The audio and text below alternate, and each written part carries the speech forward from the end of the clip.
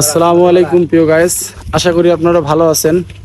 আসলে আমরা অতটা ভালো নাই, তারপরও ভালো থাকবো যদি আপনারা আমাদের ভিডিওগুলো দেখে লাইক করেন, শেয়ার করেন, কমেন্ট করেন এবং সুন্দর সুন্দর গঠনমূলক কিছু কমেন্টের মাধ্যমে আমাদেরকে উৎসাহ করেন। অবশ্যই অবশ্যই আমাদেরকে তখন ভালো লাগবে। দেখেন, আমরা শুটিং করার জন্য আসছি, এই শুটিং করার জন্য এসে দেখেন প্রচণ্ড রোদ। কি করব, চেহারা তো কালোই হয়ে গেল, এমনিতেই কালো আরো হয়ে গেল কালো। যাই হোক, আমরা সবাই যাচ্ছি শুটিং করার জন্য। অলরেডি পেজে এখনো আসি নাই, তবে কাছাকাছি। হ্যাঁ ভাই, আসেন আসেন।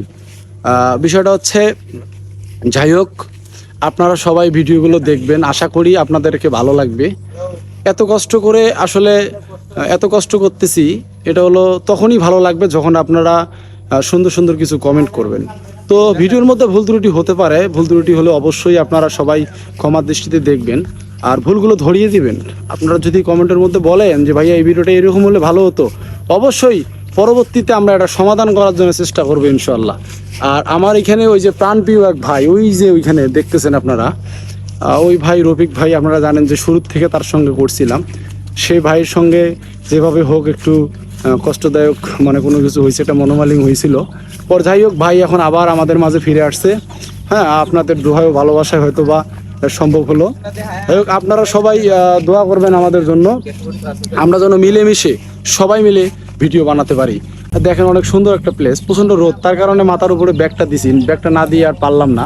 এই যে আমার প্রাণপ্রিয় ভাই, আমার প্রাণপ্রিয় রফিক ভাই, যারা সব আমাদের ধন্যবাদ ভাইয়া। সবাই একটু লাইক কমেন্ট শেয়ার করবেন, আমাদের পাশে থাকবেন, আপনাদের নতুন নতুন বিনোদন দেওয়ার চেষ্টা করব।